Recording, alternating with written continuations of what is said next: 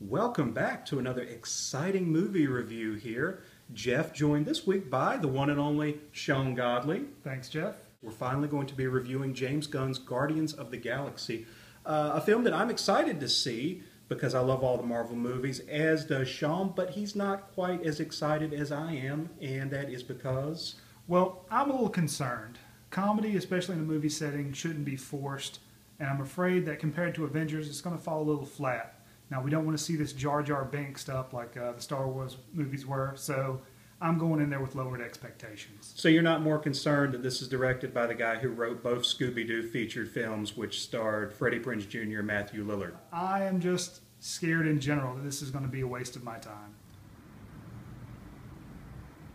So finally, we're joined by the one and only Jasper, making his glorious return here. Sean's not very excited to see this. How do you feel about it? I think it's going to be a great movie. It's going to be amazing. If I was a superhero, I want a movie like Guardians of the Galaxy. What are your favorite Marvel movies? Mine is Spider-Man. I'm a Captain America fan myself. I always get a little nervous about buying my ticket. I'm always afraid it's going to sell out, and then I remind myself that it's 4:30 on a Wednesday. Mini Mart is the name on the store. We are just out of seeing Marvel's Guardians of the Galaxy, which I have mixed feelings about. Jasper, what'd you think?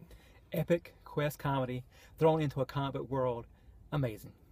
I think if 4 college kids got really high on weed, watched Avengers and Star Wars, this is what they'd make. You know, overall, I like the movie. It's definitely a Star Wars ripoff. I think I like it the least out of the last 4 Marvel movies I've seen. If you take Iron Man 3, Captain America 2, and Thor 2 into account, I actually liked all of those movies better, believe it or not.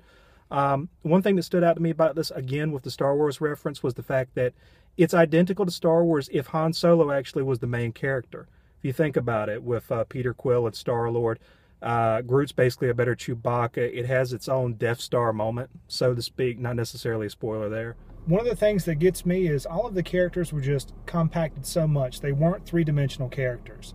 Gamora, oh look, I'm a girl with baggage.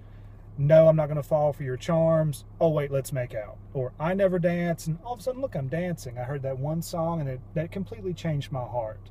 And that was the theme with every last character. I want vengeance. Oh look, I've got a new family. I'm all alone and I'm a monster. Look, I'm accepted. It's really very slim for anyone who really likes plot. You sound really, really bitter. Like, really bitter. If you really love Marvel movies, like, you know, all of us really love Marvel movies, but again, we had kind of 3 different opinions about it. I'm glad I saw it during the matinee. I don't think I would have wanted to pay full price for that, and that's probably an opinion that's in the minority. It was just laughable. It stole from so many great movies, made it a half-assed effort to come up with something new, and tricked us into paying money for it. One last thing, I actually think that Patrick Swayze, if he was alive, God rest his soul, right, would have made a much better Star-Lord, because Swayze can play anything. So thanks for checking out our review. Let us know what you think in the comments, or tell us directly, for those of you that know us. We're going to try to have a review every Monday. Not always necessarily something at the theater, maybe something from the Red Box, which would be a little bit different. So until then,